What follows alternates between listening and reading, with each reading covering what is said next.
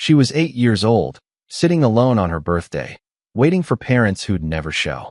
In desperation, she walked up to the scariest biker in the parking lot and asked him to be her family for just one day. What she didn't know, the man with the leather jacket and hardened heart had been waiting his whole life for someone to choose him too. The pink birthday balloons had stopped bouncing hours ago. They hung limp against the cracked vinyl booth of Rosie's diner, deflating slowly like Lily Carter's hopes. The chocolate cake her waitress had brought out, bought with tip money because nobody else had ordered one, was melting under the fluorescent lights. Little rivers of frosting pooled around the base, making the number 8 candle tilt sideways. Lily adjusted her paper crown for the 100th time.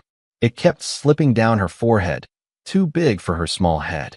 She'd made it herself at school that morning, decorating it with gold stars and her name in careful block letters. Lily's birthday, it said, as if anyone needed reminding. Sweetheart, it's almost 6 o'clock, the waitress, her name tag read Dolores, slid into the booth across from her. Her eyes were kind but tired, the same look Lily had seen on every adult who'd ever felt sorry for her. Maybe we should call someone. They're coming. Lily's voice was small but certain. She clutched the gift card in her hands, the edges soft from hours of nervous rubbing. $25 to the bookstore downtown. She'd saved it for 3 months doing chores. Mom said she'd be here at 3. Dad said 4:30. They're just running late. Dolores opened her mouth, then closed it. They both knew what running late meant when it came to Janet and Mike Carter. Janet was probably at her boyfriend's place, the one she said was more important than some kid's party. Mike was likely still at the construction site, or the bar, or anywhere that let him forget he had a daughter waiting. Tell you what, Dolores said, squeezing Lily's hand. How about I wrap up that cake? You can take it home, eat it whenever. The rumble cut her off. It started low, like distant thunder, then grew into a roar that rattled the diner's windows. Lily's head snapped toward the parking lot. Through the glass, she watched as motorcycle after motorcycle rolled in, their chrome gleaming in the late afternoon sun. Big bikes. Loud bikes. The kind that made the pavement vibrate and scared the pigeons off the power lines. 1, 2, 5, 8 of them in total. The riders killed their engines one by one, and suddenly the diner was too quiet. Lily could hear her own heartbeat. She'd seen bikers before. Everyone in Harrison Falls had. The Iron Wolves Motorcycle Club wasn't exactly welcome at church picnics. They looked like the men from her nightmares, all leather and tattoos and hard faces that never smiled. But today, Lily wasn't scared. Today, she was desperate. What are you doing? Dolores hissed as Lily slid out of the booth. Making a wish, Lily whispered back. She pushed through the diner's glass door before Dolores could stop her. The bell chimed cheerfully, absurdly out of place. Outside, the air smelled like gasoline and summer heat. The bikers were pulling off their helmets, stretching their legs, not paying attention to the small girl in the crooked paper crown approaching them. The biggest one noticed her first. He was a mountain of a man, broad-shouldered with a graying beard that reached his chest. His leather vest was covered in patches and pins Lily couldn't read, and his arms were painted with ink, skulls and flames and things that probably meant he was dangerous. His eyes were dark, almost black, and when they landed on Lily, they widened slightly. Kid, he said, his voice rough like gravel. You lost. Lily's courage wavered. Up close, these men were even more frightening. Their boots were steel-toed. Their faces were scarred. One man had a tattoo of a wolf's head on his neck that seemed to snarl at her. But then she remembered the empty booth, the melted cake, the gift card she'd saved for months that she'd have to spend alone. Could you be my family for today? The words tumbled out before she could stop them. 8 bikers stared at her like she'd just asked them to fly to the moon. Someone laughed nervously. Another muttered something under his breath. The big man, the one who'd spoken first, crouched down until he was eye level with Lily. Say that again, princess. Lily's chin trembled, but she didn't cry. She'd promised herself she wouldn't cry today. It's my birthday. I'm 8. My parents were supposed to come, but they didn't. And I've been waiting all day, and her voice cracked. I just don't want to be alone anymore. The parking lot was silent except for the distant hum of traffic on Route 9. Dolores was watching through the diner window, her hand on the phone like she might call the police. A couple at a nearby gas station had stopped pumping to stare. The big biker studied Lily's face. His expression was unreadable, carved from stone. Then, slowly, something shifted. His jaw unclenched. His eyes softened, just a fraction. "What's your name?" "Lily. Lily Carter." "Well, Lily Carter, I'm Bear." He stood up, towering over her again, and glanced back at his crew. They looked as confused as he probably felt. "You know what? I think we can do that." Lily's heart jumped. "Really? Really?" Bear turned to a skinny biker with red hair. "Rusty, get the sidecar ready. We're taking the birthday girl for a ride." "Are you insane?" Another biker sputtered, this one younger, with a shaved head. "Bear, we can't just." "I said get it ready." Bear's voice wasn't loud, but it carried weight. The kind of weight that made grown men obey without question. Within minutes, they'd attached a small sidecar to one of the bikes and found a spare helmet. Too big, but they stuffed napkins inside to make it fit. Lily stood in the middle of the parking lot, paper crown still crooked on her head, watching these scary-looking men fuss over her safety like worried uncles. "You sure about this?" Dolores called from the doorway, anxious. Bear looked at her, then at Lily, then nodded slowly. Yeah, I am." He lifted Lily into the sidecar like she weighed nothing. The leather seat was warm from the sun. The world looked different from down here, bigger, more exciting. Bear straddled his bike and the engine roared to life, powerful and alive beneath them. "You ready, princess?" Lily gripped the sides of the sidecar, and, for the first time all day, she smiled. A real smile, the kind that started in her chest and spread to her face. "Ready." The Iron Wolves pulled out of the parking lot in formation, 8 motorcycles and one little girl in a paper crown. Inside the diner, Dolores grabbed her phone, not to call the police, but to take a picture. Something told her this was a moment worth remembering. As they disappeared down the highway, the sun beginning its descent, nobody in Harrison Falls knew they'd just witnessed the beginning of something bigger than a birthday wish. Nobody knew this was the day everything would change. The wind tasted like freedom. Lily had never felt anything like it. The way the air rushed past her face, cool and alive, making her paper crown flutter wildly. The world blurred into streaks of green and gold as they roared down Old Mill Road, leaving Harrison Falls behind. Above them, the sky was turning pink and orange, the sun melting into the horizon like her forgotten birthday cake. "You good back there?" Bear shouted over the engine's rumble. "This is amazing." Lily's voice was pure joy, high and bright. She threw her hands up, and Bear quickly reached back to steady her. "Hands inside, princess. Safety first." Behind them, the other Iron Wolves followed in a V formation. Rusty had pulled out his phone, recording everything. "This is gonna break the internet," he muttered, grinning as he captured Lily's delighted squeals. They rode past Miller's farm, where the sunflower fields stretched endlessly toward the horizon. The flowers were in full bloom, thousands of yellow faces turning toward the dying light. Lily gasped, pointing. "Look, they're all watching us." Bear felt something crack inside his chest, something that had been frozen for a very long time. They curved along the Willow River, where the water sparkled like scattered diamonds. A family having a picnic stopped mid-bite to stare. A man washing his truck dropped his hose. Mrs. Henderson from the church bake sale actually clutched her pearls, her mouth falling open as the Iron Wolves passed with a little girl waving from the sidecar like a princess in a parade. "Is that Lily Carter?" someone shouted. "Are those bikers kidnapping her?" "No, look, she's laughing." The whispers would start tonight and spread like wildfire by morning. But right now, none of that mattered. Right now, there was only the road, the sunset, and a little girl who'd stopped feeling alone. After 20 minutes, Bear signaled to pull over at a clearing near Shady Grove Park.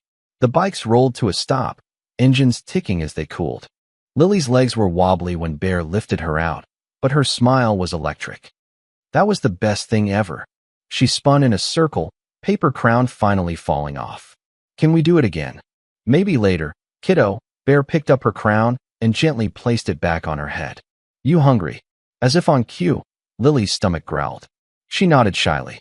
The Iron Wolves had parked near Chico's taco truck, a beaten-up food stand that served the best street tacos for 3 miles. The owner, Chico himself, eyed the group nervously until Bear held up his hands in peace. "Just feeding a birthday girl," Bear said. "That okay?" Chico relaxed, then smiled. "Birthday? First tacos on the house." They pulled their change, crumpled bills and quarters from jacket pockets, and bought Lily 2 tacos, a bag of chips, and the biggest ice cream cone Chico could make. Lily sat on a picnic bench, swinging her legs as she devoured everything like she hadn't eaten in days. Maybe she hadn't. Bear sat beside her, watching quietly. The other bikers kept their distance, giving them space but staying close enough to hear. "Your folks," Bear said carefully. "They forget a lot." Lily licked chocolate ice cream from her fingers. "Mom forgets birthdays sometimes. And school stuff. And dinner." She said it matter-of-factly, like she was describing the weather. "Dad's better, but he works a lot. They got divorced last year, and now they're both too busy to remember me." "That's not right," Bear said, his voice rough. "It's okay." Lily looked at him with eyes too old for 8 years. "Today feels better anyway. Better than waiting." Bear's jaw tightened. He looked away, staring at the darkening sky. The memory hit him, without warning, sharp and unwelcome. He was 7 years old again, sitting in a concrete room at St. Mary's Children's Home. The social worker had brought a store-bought cupcake with a single candle. "Happy birthday, Jack," she'd said, her smile professional and empty. Around him, 15 other kids stared with hollow eyes. Nobody sang. Nobody clapped. The cupcake tasted like cardboard and loneliness. That night, little Jack Harlow had made himself a promise. Never care about birthdays. Never care about anyone. Never let it hurt again. He'd kept that promise for 38 years. Bear blinked, pulling himself back to the present. Lily was watching him with concern, ice cream melting down her hand. "You okay, Mr. Bear?" He cleared his throat. "Yeah, princess. Just remembering something. Something sad. Something old." Lily thought about this, then held out her ice cream cone. "Want some?" Ice cream makes sad stuff hurt less. Bear stared at the offered cone, sticky and melting and given with such pure, uncomplicated kindness that it almost broke him. He took a small bite, and Lily beamed. "See? Better." Around them, the Iron Wolves pretended not to watch. Rusty wiped his eyes with his sleeve. Even Tank, 6'4" of pure muscle and bad attitude, looked away, his throat working. "Hey, Lily," Rusty called out, trying to lighten the mood. "How about we get a proper photo? You and your family for the day."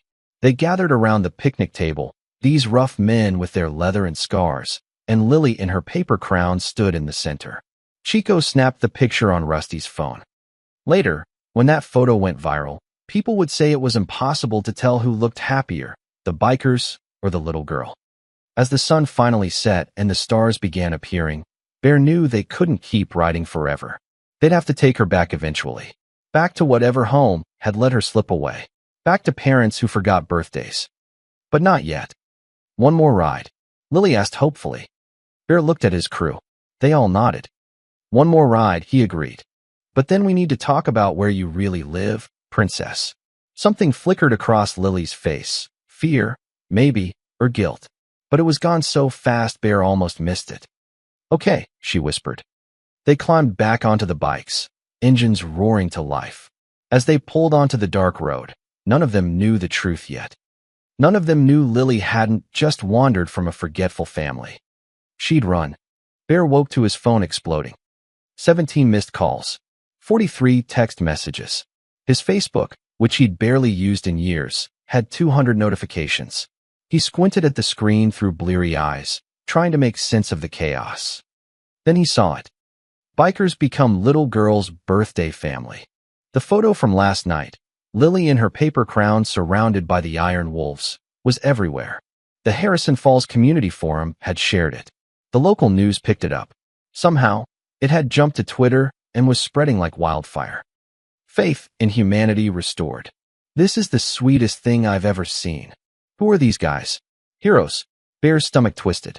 He'd dropped Lily off at the address she'd given them, a small house on Maple Street.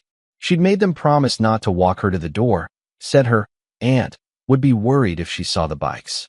Something about it had felt wrong, but Lily had hugged him tight and whispered, Thank you for being my family. And he'd let her go. Now, staring at his phone, that wrong feeling bloomed into full dread. The knock on his door came at 7:42 a.m. Bear opened it to find Officer Dana Ruiz on his porch, still in uniform from the night shift. They knew each other. Dana had pulled him over twice for speeding and once for a broken taillight. She was fair but firm, the kind of cop who didn't bend rules but didn't break people either. "We need to talk about Lily Carter," she said, her face carefully neutral. Bear's blood went cold. "What about her? Can I come in?" He stepped aside. Dana walked into his small living room, sparse, clean, nothing but a couch and a TV and pictures of motorcycles on the walls. She didn't sit down. "First, that was a good thing you did yesterday," Dana said. "The town's talking about nothing else. But Bear, did Lily tell you where she really lives?" "Maple Street, number 447. I dropped her off myself." Dana pulled out her notepad. "That's Mrs. Chen's house. Mrs. Chun is 76 years old and lives alone. She hasn't seen any little girl." The room tilted. "What?" "Lily Carter was reported missing yesterday at 2:15 p.m. from the Sunshine Foster Home on the east side of town. She's been gone for over 17 hours. Foster home." The words hit Bear like a fist. "She told us her parents forgot her birthday," Bear said slowly. "Divorced parents. Janet and Mike Carter." Dana shook her head. "Janet and Mike Carter surrendered their parental rights 14 months ago. Lily's been in the foster system since. The Sunshine Home reported her missing after she didn't come back from school." She paused. "Bear, where is she now?" "I don't know." His mind was racing. "She lied about the address. I watched her walk up to that house, but..." A small voice from the hallway cut him off. "I didn't lie about everything." Both adults spun around. Lily stood in the doorway to Bear's spare room, still wearing yesterday's clothes. Her paper crown crumpled in her hands. She must have snuck back after he dropped her off, must have hidden when he came home tired and distracted. "Lily," Dana said carefully, dropping to one knee. "Sweetheart, everyone's been very worried about you." "I'm not going back there." Lily's voice was small but absolute. "You can't make me." Bear felt his world narrowing to this moment. "Back where, princess?" Tears welled in Lily's eyes. "The Sunshine Home. Mrs. Hendricks, she's the foster mom. She's mean. Really mean. When she has parties with her friends, she locks us in our rooms. Sometimes all day. She says we're too noisy, that will ruin her fun." The words tumbled out faster now. "And there's never enough food. And Tommy, he's 6. He wet the bed and she made him sleep in it for 3 days as punishment." Dana's face hardened.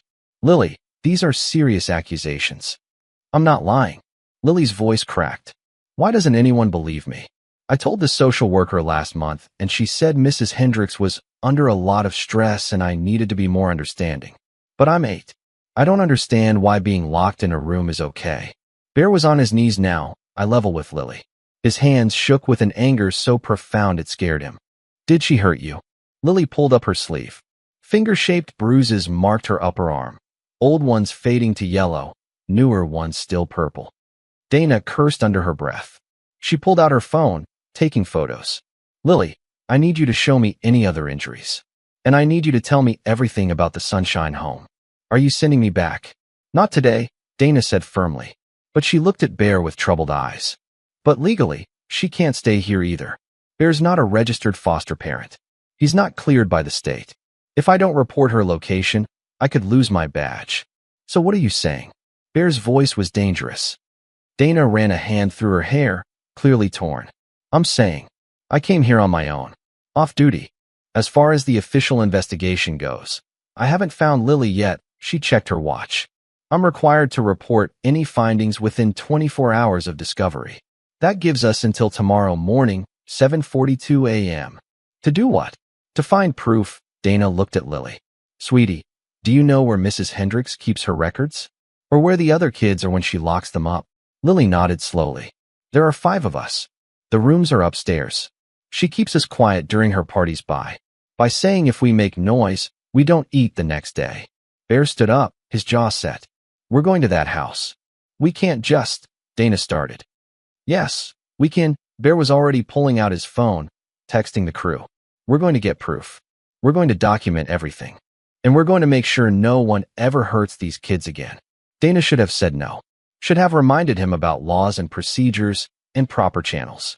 Instead, she looked at the bruises on Lily's arm and made a choice. 24 hours, she said. Not a minute more. And Bear? If this goes sideways, I was never here. Understood. Lily grabbed Bear's hand. You're not leaving me, right? He squeezed back, gentle but firm. Princess, I'm never letting you go back there. That's a promise. In the back of his mind, Bear knew he was risking everything. His freedom, his club, his entire life. But when he looked at Lily's hopeful, terrified face, none of that mattered. Some promises were worth keeping, no matter the cost. The hunt had begun. Rain hammered against the windows like tiny fists demanding entry. Bear's cabin sat at the edge of Harrison Falls, where the paved roads gave way to dirt and pine trees. It wasn't much. 2 bedrooms, a kitchen that smelled like coffee and motor oil, walls decorated with faded rally posters.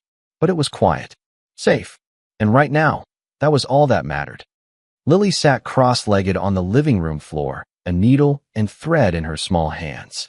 Bear's old leather jacket, the one with the torn sleeve from a crash 3 years ago, lay spread across her lap. She was concentrating hard, her tongue poking out slightly as she tried to make neat stitches. Like this. She held up her work.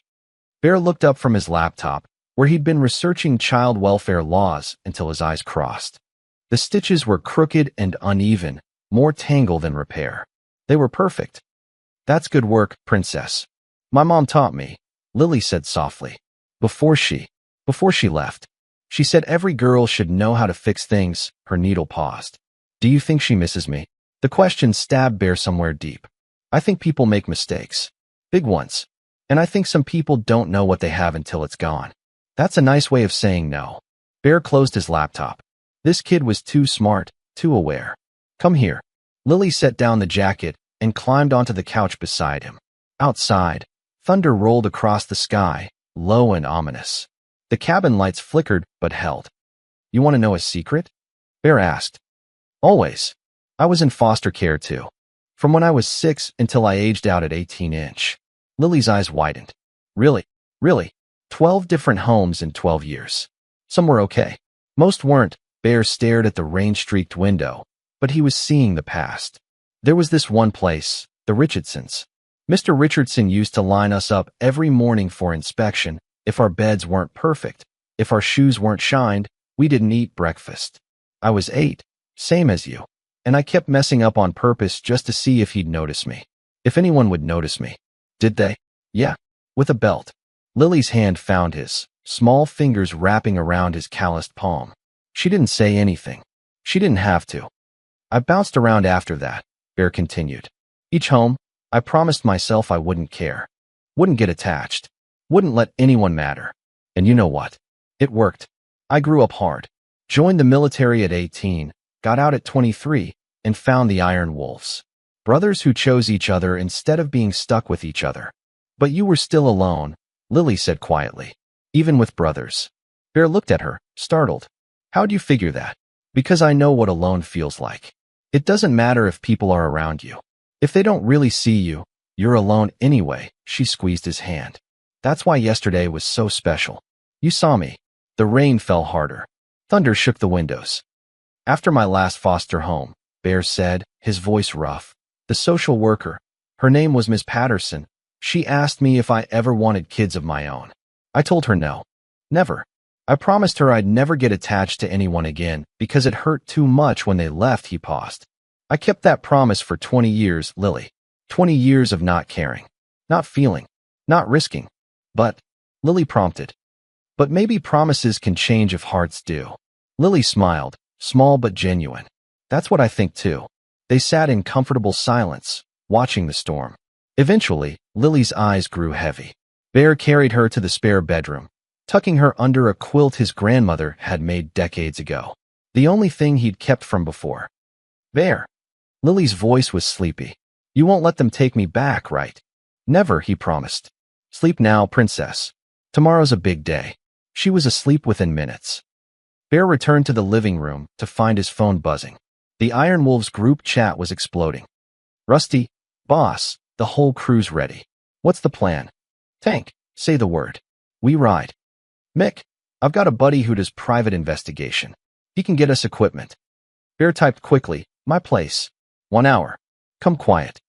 47 minutes later, 7 motorcycles rolled up Bear's drive with their engines nearly silent, a trick they'd learned running midnight charity rides through hospital zones.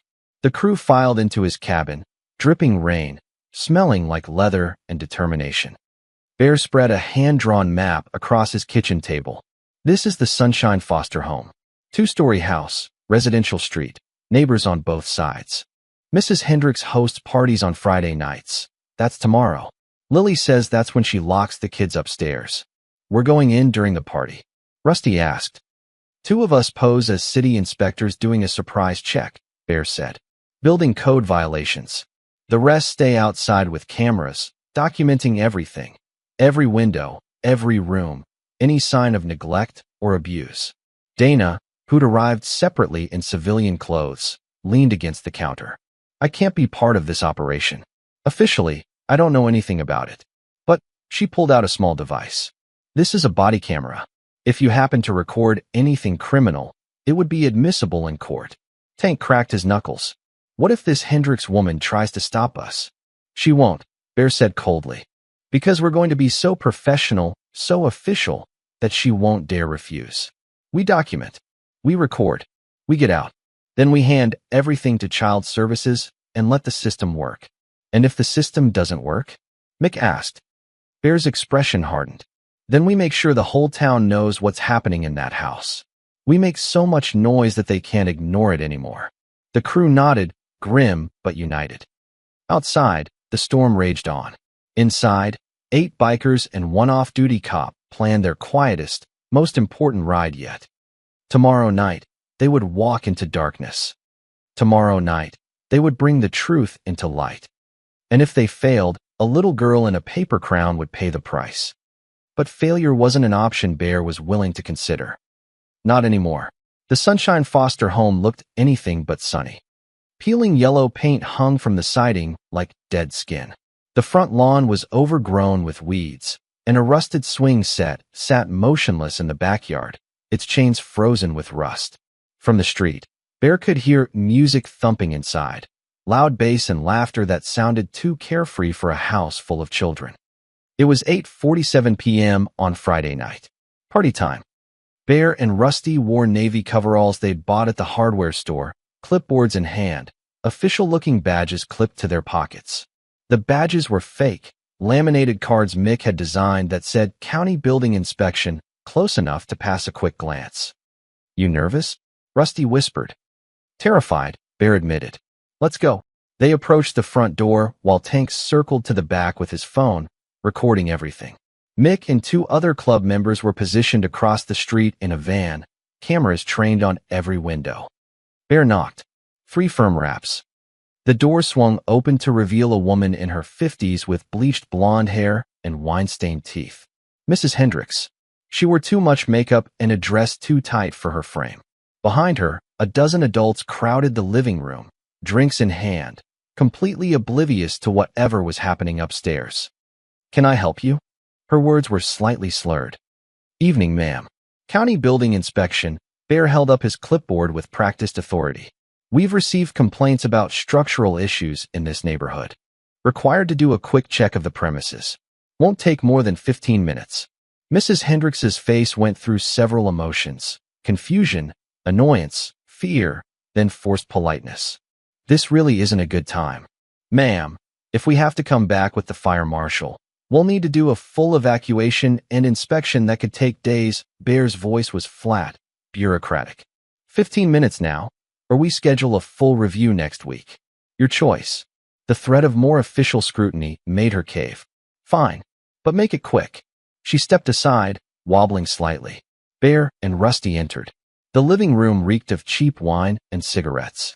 Nobody paid them any attention. The party was too loud, too drunk to care about men with clipboards. I'll check the main floor, Rusty said loudly for show. You take upstairs? Affirmative. Bear headed for the staircase. Mrs. Hendricks started to follow, but one of her friends grabbed her arm, pulling her toward the kitchen with a shouted story. She waved Bear off. Just don't make a mess. The stairs creaked under his weight. At the top, the hallway was dark and quiet. Eerily so compared to the chaos below. 5 doors, all closed. Bear's heart hammered as he pulled out his phone and started recording. He opened the first door. 4 children sat on a single bed, huddled together in the darkness. The oldest looked maybe 10.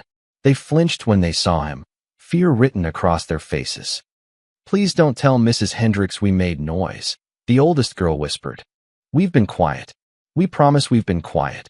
Bear's throat constricted. "I'm not here to hurt you. I'm here to help." He panned his camera across the room. No toys. No books. A single bare bulb hung from the ceiling. The mattress had stains. The window was nailed shut, a fire hazard and a prison. "Where's the bathroom?" Bear asked gently. The little girl pointed to a bucket in the corner. Bear felt rage boil in his chest, white hot and barely controlled. He forced himself to stay calm, to keep recording. "What's your name, sweetheart?" "Emma." "Emma, can you show me your arms?" Slowly, the children extended their arms. Bruises. All of them had bruises in various stages of healing. Fingerprints on biceps, marks on wrists where they'd been grabbed too hard. "How often does Mrs. Hendricks lock you up here?" "Every Friday and Saturday," Emma said. "Sometimes during the day if we're bad, or if she has friends over, or if we're just in the way." Bear documented everything. The locked window, the bucket, the broken furniture shoved in the corner, the children's injuries. Then he moved to the next room. 2 more kids. Same conditions. Same bruises. Same terrified eyes. The third room held Tommy, the 6-year-old Lily had mentioned. He was curled on a bare mattress that still smelled of urine, crying silently. When he saw Bear, he hid his face. "It's okay, buddy," Bear said softly, kneeling. "Nobody's going to hurt you anymore. You promise?" Tommy's voice was barely audible. "I promise." Bear took photos of everything. The water stains on the ceiling, the mold in the corners, the window locks that turned these bedrooms into cells. Each image was damning. Each image was evidence. Downstairs, he heard Rusty's voice growing louder, keeping Mrs. Hendricks distracted with questions about electrical outlets and foundation cracks. In the last room, Bear found something worse than abuse. A file cabinet, unlocked and overflowing with papers. He pulled out a folder at random. Inside were invoices, government payments for foster care. $500 per child, per month. Mrs. Hendricks was being paid for 5 children. But the food receipts told a different story. $30 a week for groceries. For 5 kids. Bear rifled through more files, his hands shaking. Medical care, claimed but never provided. Clothing allowances, pocketed. Educational supplies, non-existent. Mrs. Hendricks was getting $2,500 a month and spending maybe $300 on the kids. Then he found the real smoking gun. A letterhead, Bright Future Foster Agency, and beneath it, a contract showing Mrs. Hendricks was one of 15 homes under their management. A note in the margin, written in sloppy handwriting. Keep complaints minimal. These contracts are too profitable to lose. This wasn't just one abusive foster home. It was an entire network designed to exploit the system and the children in it. Bear photographed every document, his rage now cold and calculated. He grabbed the most damning papers and stuffed them in his jacket. "Bear," Rusty's voice came up the stairs. "We gotta go. She's getting suspicious." Bear took one last look at Tommy, at Emma, at all these children who'd been failed by every adult in their lives. "Soon," he told them. "I'm coming back for you soon." He descended the stairs 2 at a time. Mrs. Hendricks was in the hallway now, arms crossed, suspicion replacing her drunken hospitality. "Everything check out." Her voice had an edge. "Multiple violations," Bear said flatly. "You'll receive a formal notice within 7 business days. Have a good evening." They walked out before she could protest, climbed into their truck, and drove 3 blocks before Bear finally let himself breathe. "Did you get it?" Rusty asked. "All of it. And more." Bear pulled out the documents. "This goes way deeper than we thought." 2 hours later, they sat in Dana's apartment, evidence spread across her kitchen table. She'd gone pale as she reviewed the photos, the paperwork, the recordings of children describing their treatment. "This is enough," she said quietly. "This is enough to shut them down." "Just the house?" Bear asked. Dana looked at the Bright Future Foster Agency letterhead. If what this suggests is true, that this agency is systematically neglecting children for profit, we're talking about criminal conspiracy. Federal charges. This goes to the state attorney general. How long? To investigate? Weeks. Maybe months. And the kids stay there while we wait. Dana met his eyes. No. With this evidence, I can get emergency removal orders by morning. All 5 children will be out of that house before noon tomorrow. Bear slumped in his chair, exhaustion crashing over him. And Lily too. I'll make sure she doesn't go back. Dana hesitated. Bear, what you did tonight, it wasn't legal. But it was right. Sometimes that's all that matters. Outside, the first light of dawn was breaking. Inside, the evidence of corruption and cruelty sat ready to bring an empire of suffering to its knees. The ride for justice was about to begin. 3 days later, Harrison Falls had never seen anything like it. The town square was packed. Hundreds of people crowded around the courthouse steps, more streaming in every minute. News vans from 3 counties lined the streets. Cameras pointed at the makeshift stage where a microphone stood waiting. Signs dotted the crowd. Protect our children. Justice for Lily. Shut down Bright Future. And motorcycles. Dozens of them. The Iron Wolves had put out a call to every club within 200 miles. The Chrome Riders from Springfield. The Desert Hawks from Nevada. The Road Saints from Colorado. Bikers who'd never met but shared the same code. Protect those who can't protect themselves. They lined the square in formation, engines quiet, leather vests gleaming in the morning sun. Not a single club rivalry mattered today. Today, they were united. Bear stood backstage, really just behind a sheet someone had hung. Try not to throw up. You don't have to do this, Dana said quietly. She was in full uniform now, official and proper. The evidence they'd gathered had moved fast. Emergency removal orders executed. 5 children pulled from the Sunshine home at dawn the previous morning. Mrs. Hendricks arrested. Bright Future Foster Agency's bank accounts frozen pending investigation. Yeah, I do. Bear's hands shook. Someone needs to say it out loud. You've never spoken in public before. First time for everything. A small hand slipped into his. Lily stood beside him, wearing a new dress Dana had bought, blue with yellow flowers. Her hair was brushed and braided. She looked like any other 8-year-old girl, except for the determination in her eyes that made her seem decades older. You've got this, Lily said. Just tell them the truth. That's all anyone needs to hear. Bear knelt down, eye level with her. You sure you want to be up there? This is going to be hard. I'm sure. Lily adjusted the banner in her hands. White fabric with red letters she'd painted herself. Kids deserve real families. People need to see that we're real. That we're not just numbers and files. Rusty poked his head around the sheet. Boss, we're ready. Crowd's getting restless. Bear stood, took a deep breath, and walked onto the stage. The crowd erupted. Applause, cheers, even a few wolf whistles from the bikers. Bear's face burned. He wasn't used to being seen as a hero. He was used to being the guy people crossed the street to avoid. He approached the microphone. The noise died down. I'm not good at speeches, Bear started, his voice cracking slightly. I'm better with engines than words. But 3 days ago, something happened that changed everything. The crowd leaned in, listening. A little girl asked me to be her family for one day. Just one day. Because the people who were supposed to care for her, the system designed to protect her, had failed. And I almost said no. I almost walked away because getting involved isn't what guys like me do. He paused, gathering courage. But I didn't walk away. And what we found, Bear's voice grew stronger. 5 children locked in rooms like prisoners. Starved, bruised, terrified. While the woman paid to care for them partied downstairs and pocketed government money meant for their food, their clothes, their futures. Angry murmurs rippled through the crowd. I was one of those kids once, Bear continued, and the square went silent. 30 years ago, I was in the system. 12 homes. 12 times I hoped someone would see me. Really see me. Most didn't. His hands gripped the microphone stand. I aged out at 18 with $200, no family, and a promise I made to myself. Never get attached. Never care. Never feel. Because caring hurt too much, Bear's voice cracked. I kept that promise for 20 years. 20 years of being alone, even when I was surrounded by people. 20 years of being nothing. Lily stepped up beside him, holding her banner high. The cameras zoomed in. And then this kid asked me one question. Could you be my family for today? Just today? Just one day. Bear looked at Lily, and his eyes were wet. She gave me permission to feel again, to care again, to matter again. She saved me as much as I saved her. The crowd was completely silent now.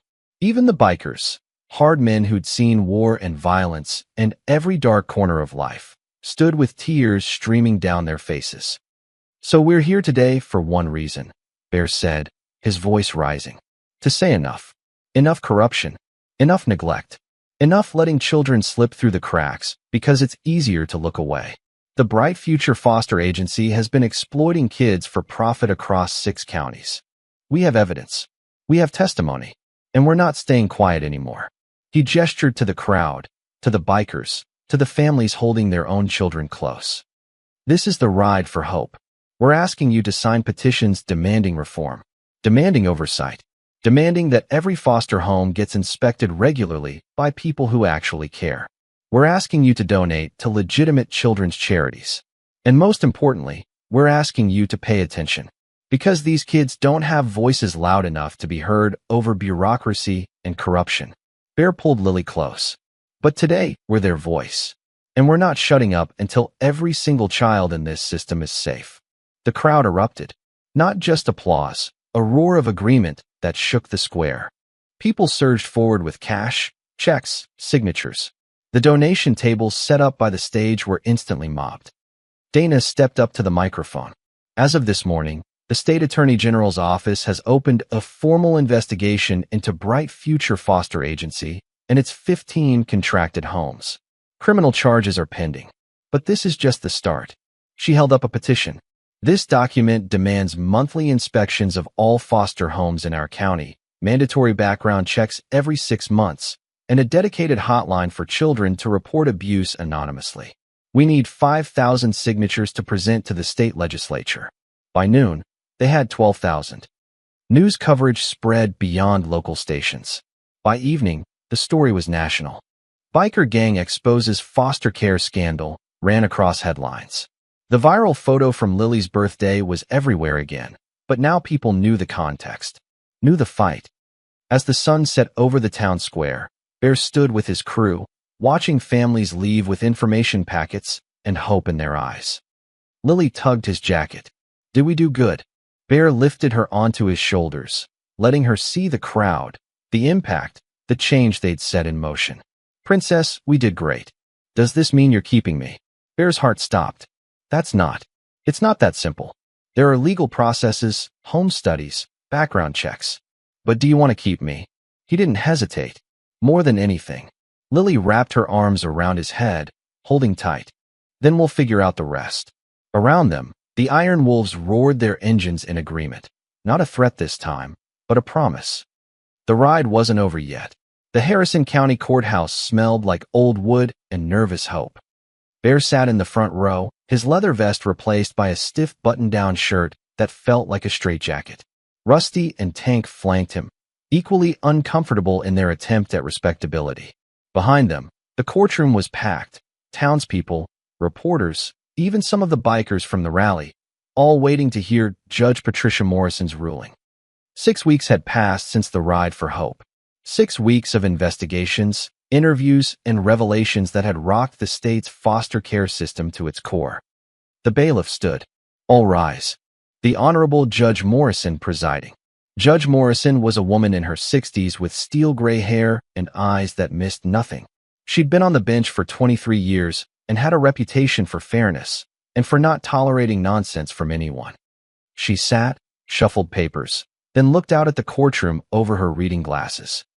This has been one of the most disturbing cases to cross my desk, she began without preamble. The evidence presented by the State Attorney General's office paints a picture of systematic abuse, financial exploitation, and criminal negligence spanning 6 counties and affecting over 40 children. A collective intake of breath rippled through the room.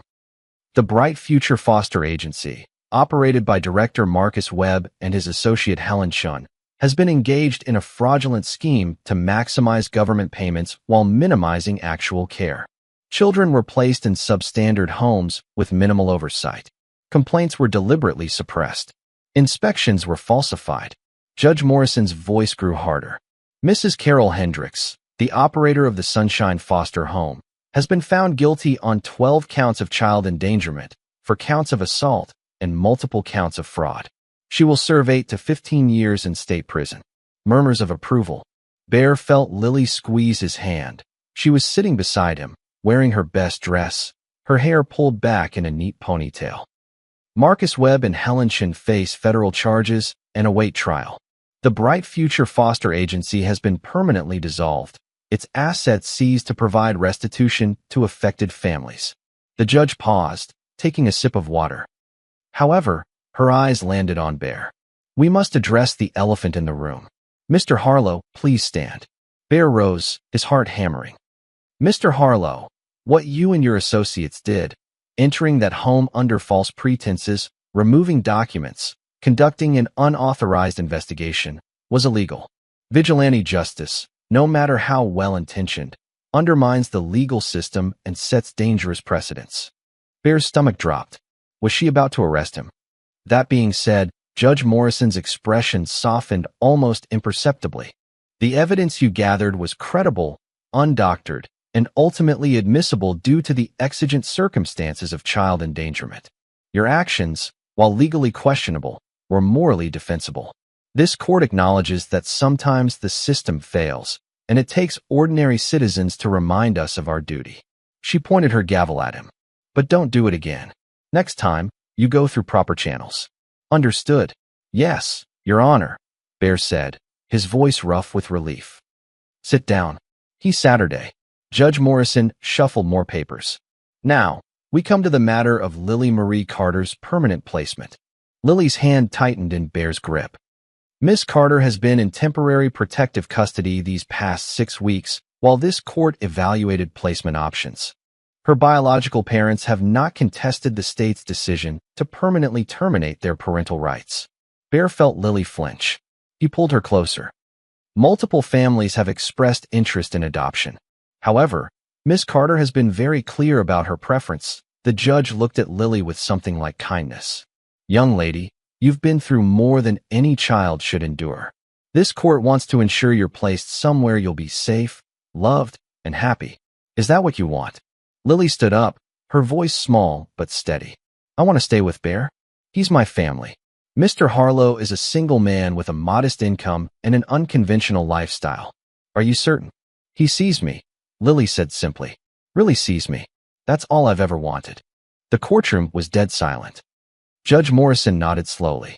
Mr. Harlow has undergone extensive background checks, home studies, and psychological evaluations. He has no criminal record, stable employment, and strong community support. Under normal circumstances, I would require a longer trial period. However, the rear courtroom doors opened. A woman walked down the aisle, tall, with dark hair streaked with gray, wearing a simple blue dress. She looked tired, like she'd been traveling for days. Her eyes were red from crying. Bear's breath caught. Sarah? Sarah Harlow, Bear's wife, estranged for 3 years after a fight that had sent her to her sister's house in Oregon, stopped beside him. I came as soon as I saw the news, she said softly. I'm sorry it took me so long. Bear stared at her, speechless. They hadn't spoken in months beyond brief, cold texts about paperwork and finances. He'd assumed the marriage was over, had been too proud and too scared to fight for it. Your Honor, Sarah addressed the judge. My husband and I have been separated, but we never divorced. When I saw what he did, what he risked for this little girl, I realized I'd forgotten who he really was. Who we could be together. She looked at Bear. If you'll have me back, I want to help raise her. I want us to be a family again. Lily looked between them, confused but hopeful. You're married? I was too broken to be a husband, Bear said quietly. Thought I'd hurt her by staying. You hurt me by leaving, Sarah replied, tears streaming down her face. But we can fix broken things. This little girl taught you that, didn't she? Bear couldn't speak. He just nodded. Judge Morrison cleared her throat. Well, this is unexpected but not unwelcome. Mrs. Harlow, are you willing to undergo the necessary evaluations for joint guardianship? Absolutely, Your Honor. The judge made notes, consulted with the social worker at her side, then looked up. Given the unique circumstances, the community's support, and Miss Carter's clear preference, this court grants temporary guardianship of Lily Marie Carter to Jack and Sarah Harlow, pending completion of Mrs. Harlow's background check and a 6-month evaluation period. Lily gasped. Does that mean? It means you're going home with them today, Judge Morrison said. And if everything goes well, we'll finalize the adoption in 6 months. Lily turned to Bear, her eyes huge. Does this mean you're my real dad now? Bear knelt down, pulling her into a hug that felt like it could hold the whole broken world together. Always have been, kiddo. The courtroom erupted in applause. The Iron Wolves stood, whooping and hollering. Even Judge Morrison smiled, tapping her gavel lightly to restore order. As they left the courthouse, Bear, Sarah, and Lily walking together into the afternoon sun, the bikers formed an honor guard, their motorcycles rumbling a promise of protection. A little girl had begged for a family for one day. She'd gotten one for life. 1 year later, Rosie's diner looked like it had been kissed by hope. Fresh paint covered the walls, warm yellow instead of institutional beige. New booths with cushions that didn't have duct tape holding them together. And covering the entire back wall, a photo gallery that told a story of transformation. Children smiling, bikers laughing, families forming in the most unexpected ways. The centerpiece was the original viral photo, Lily in her paper crown, surrounded by the Iron Wolves, ice cream melting in her hand. Beneath it, a brass plaque read, "Where it all began." Dolores, the waitress who'd watched it all unfold, wiped down the counter and smiled. The diner was packed today, not just with regulars, but with families from 3 counties who'd come for one reason: Lily's 9th birthday party. Bear stood near the kitchen, watching the chaos with something close to wonder. The past year had been a whirlwind: background checks, court dates, family counseling sessions that had felt like excavating old wounds. But Sarah had been patient. Lily had been resilient. And somehow, impossibly, they'd become what they'd all needed: a family. "You going to stand there looking nervous all day?" Sarah appeared beside him, carrying a massive birthday cake decorated with purple frosting and edible flowers. She looked different now, lighter, happier, with laugh lines around her eyes that hadn't been there before. "Just taking it in," Bear said. "She's fine. Better than fine. Look at her." Lily sat at the center booth, surrounded by kids her age. Real friends from school, not the lonely girl who'd waited alone in this same diner a year ago. She was laughing at something Tommy said, the 6-year-old from the Sunshine Home, now 7 and thriving in a new foster family. Emma, the 10-year-old who'd been so terrified that night, sat beside them, wearing a jacket with an Iron Wolves patch that read, "Honorary Member." All 5 children from that house had been placed in vetted, loving homes. All 5 were here today. "Speech time," Rusty announced, tapping a glass with a spoon. The diner quieted. Bear reluctantly made his way to Lily's booth, Sarah beside him. The crowd pressed in, bikers in leather vests that now said, "Ride for Hope Children's Foundation," on the back, townspeople who'd once crossed the street to avoid them, reporters who'd followed the story as it grew beyond Harrison Falls. "I'm not good at this," Bear started, and the room chuckled. "But my daughter asked me to say something, so..." Lily beamed at the word daughter. The adoption had been finalized 2 months ago. She was officially Lily Carter Harlow now. "A year ago, a little girl asked me to be her family for one day," Bear continued. "She was 8 years old, sitting alone in this diner, waiting for parents who never came. And she chose us, these rough, scary-looking bikers nobody trusted, because she saw something everyone else missed." He paused, emotion thick in his throat. "She saw that family isn't about blood or perfection. It's about showing up. It's about seeing people when they feel invisible. It's about keeping promises even when it's hard." Sarah squeezed his hand. That one day turned into an investigation, then a movement. Then, Bear gestured at the walls. "This. The Ride for Hope Foundation has raised over $2 million for foster care reform. We've helped place 37 kids in permanent homes. We've trained 200 volunteers to be court-appointed advocates. And we've partnered with 5 counties to implement new oversight protocols." Applause rippled through the diner. "But more than that," Bear said, his voice softening. Lily gave us something bigger. She reminded an entire town what it means to care. She turned a motorcycle club into a family. She brought my wife and me back together. He looked at Lily, his eyes wet. She saved me. Again and again. Every single day. Lily stood up and hugged him, and the diner erupted in cheers. Officer Dana Ruiz, now promoted to detective, raised her coffee cup. To Lily, who taught us that the bravest thing you can do is ask for help. To the Iron Wolves, Mayor Jenkins added. The same mayor who'd once tried to run them out of town, who proved that heroes come in unexpected packages. To family, Sarah said quietly, in all its forms. They sang happy birthday off-key and too loud. Lily blew out 9 candles, one for each year and one for good luck, while making a wish she wouldn't tell anyone. The cake was chocolate with vanilla frosting, her favorite. There were presents piled high, but the best gift sat in the corner. A brand new bicycle with training wheels removed, because she'd learned to ride with Bear running beside her, refusing to let go until she was ready. As the party continued, Bear stepped outside for air. The parking lot was full of motorcycles again, but this time they represented something different. Not rebellion or danger, but hope, purpose, second chances. You did good, boss. Tank joined him, lighting his cigarette. Real good. We all did, Bear corrected. Every single one of us. Inside, through the window, Bear watched Lily laughing with her friends. Sarah was cutting cake, chatting easily with other parents. The photo wall glowed in the afternoon light, a testament to what happens when people choose to care instead of looking away.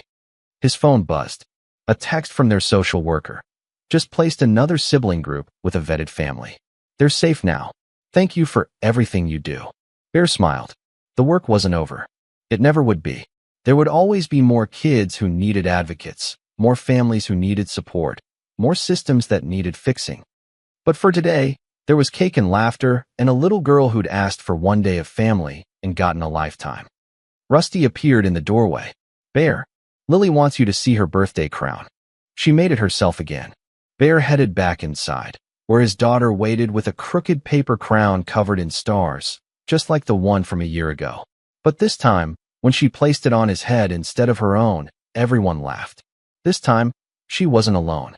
This time, she was surrounded by people who would show up every single time, for every birthday and every ordinary day in between. Dolores took another photo, Bear in a paper crown, Lily on his shoulders, Sarah laughing beside them, the Iron Wolves crowding in, townspeople filling every corner of the frame. Another moment worth remembering. Another family worth fighting for. As the sun set over Harrison Falls, casting golden light through the diner windows, Bear understood something fundamental. Lily hadn't just found a family that day. She walked up to 8 scary bikers and asked the impossible. She'd created one. She came asking for a family for one day and ended up giving them one for life.